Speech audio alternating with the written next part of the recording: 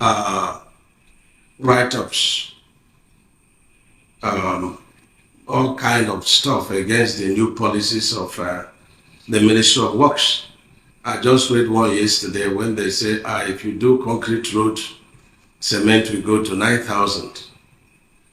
And the people that were used to sponsor it are actually the Cement Traders Association, which is a very good one. There have been other branches. Both the staff and the contractors have been talking to all kinds of big men in the country. Some even I read where they said, I'm selecting some certificates of big men and paying. I want to say publicly that there is no iota of truth in any of such. I'm not delaying anybody's payment unduly. And so it is very important that I make, the policies of Federal Ministry of Works very, very clear. Number one is we put God first in whatever thing we are doing. And God here represents the people. The people. The people. And I received instruction also from Mr. President. This is my line of instructions. And then, of course, from the ministry, from big men, and so on and so forth. But these are the lines of my protocol in terms of who instructs me. Meaning that if there are decisions I take, God Almighty or Mr. President can cancel it. I am not on my own. I say this so that if you want to blackmail me or you want to report me, you should know the proper avenue to report me. Don't waste your time reporting me to any other persons other than God Almighty and Mr. President. But one thing is very clear. If I'm doing anything for my own benefit, whatever thing I'm doing will fail. But if I'm doing it for the benefit of the people, no matter the amount of blackmail, no matter the amount of fight, the will of God will always prevail. I traveled to Southwest. I'm not totally unhappy with the ongoing projects there and the supervision.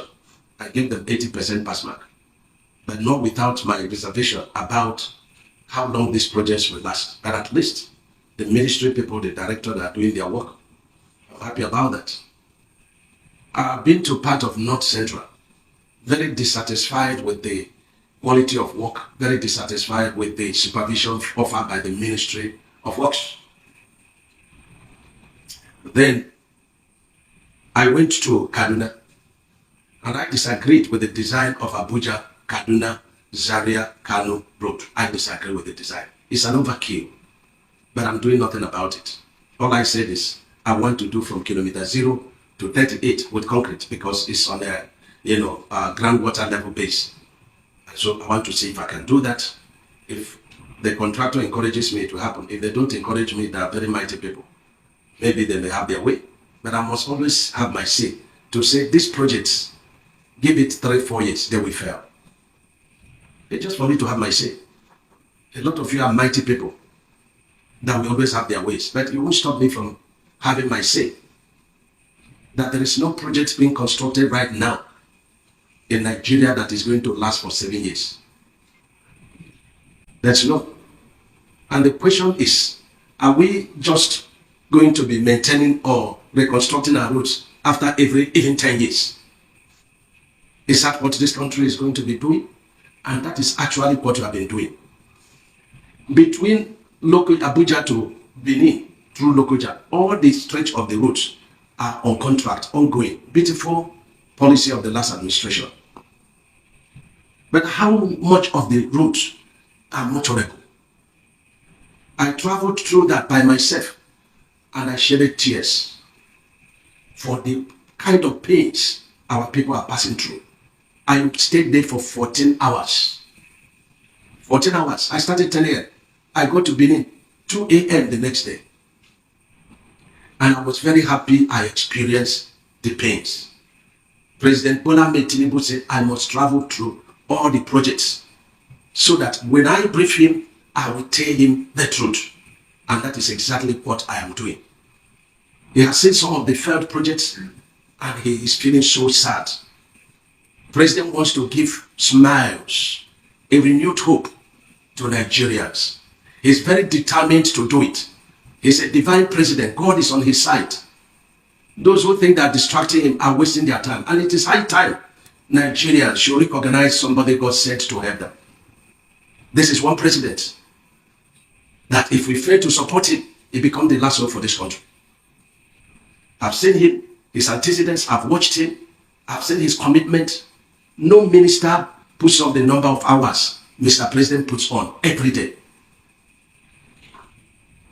I know it's a very difficult thing to, change our habits. But the funny thing is that the Nigerian people, they do not call the Ministry of Works. They do not call the civil servants. They do not call the contractors. They call the governors. They call the ministers. They call the president. If president gives out a contract and pays money and asks the ministry to supervise and they fail to do that, if the projects are jacked up beyond the funding capacity of the federal government, whom are we going to blame? I watched today the TCU's chairman and the channel, and they alluded, the fact that I said I'm not happy with the supervision of our works by the Minister of Work Staffs. And he said it's the government. If a civil servant is on the way of the progress of government, he should be shown the way out. And of course, it's my policy. It's my policy. And I will plead with the press to report exactly what I'm saying. Because in Lagos, we were discussing about, Abuja to Lagos Superhighway. And we are at the concessioning level. What I saw is that, Advanced Engineering Company has been awarded the contract. What kind of, praise is that? The same thing with the Lagos Port Harcourt Calabar Superhighway, that we are just at the third meeting.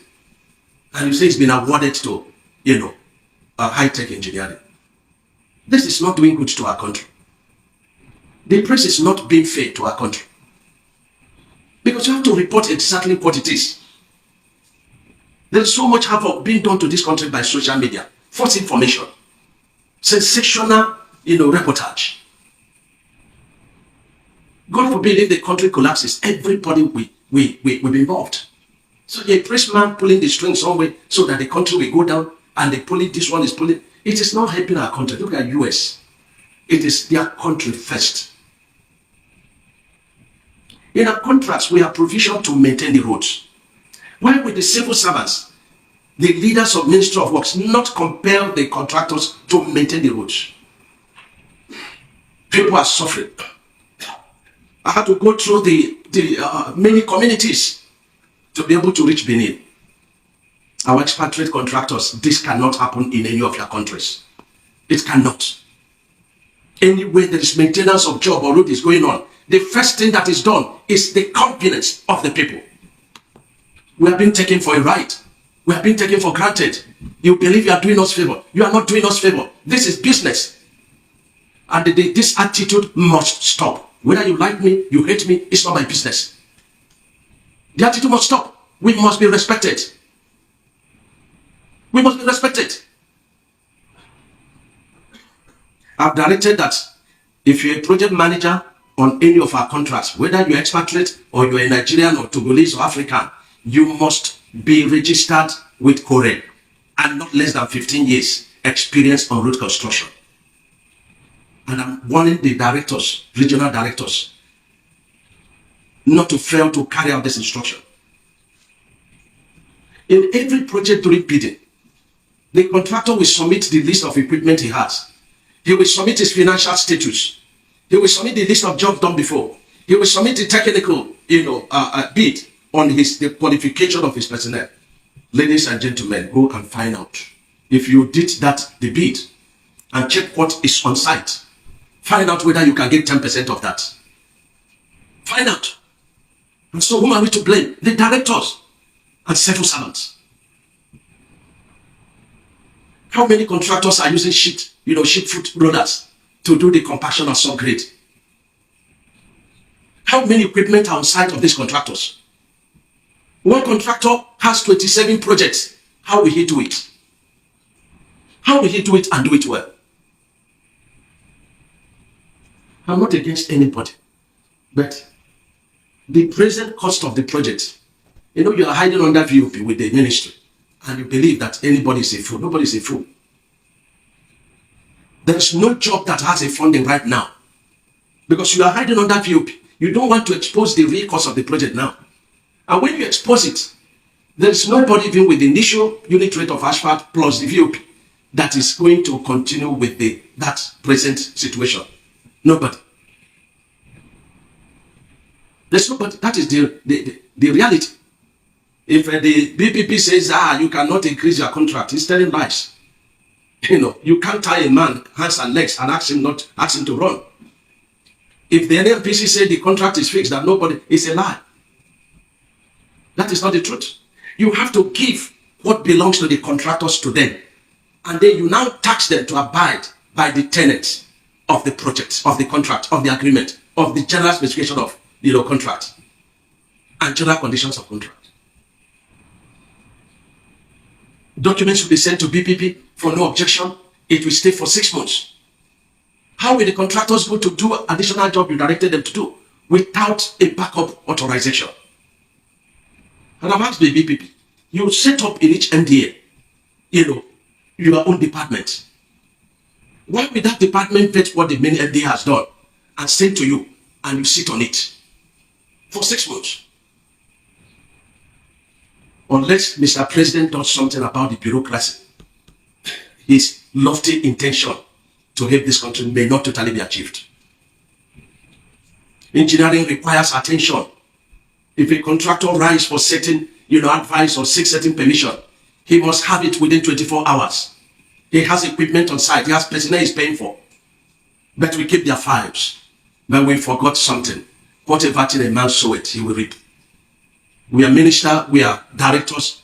It is not forever. You will still come out and experience what the contractors experience. And at that point, you begin to reap. If you have sown good, you reap good. If you have sown wickedness, it will not escape.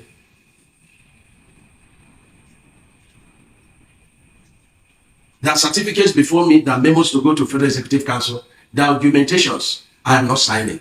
I'm saying it before the press. I am not signing. If you want me to sign, you do what I've directed to be done. And it's because the directors have refused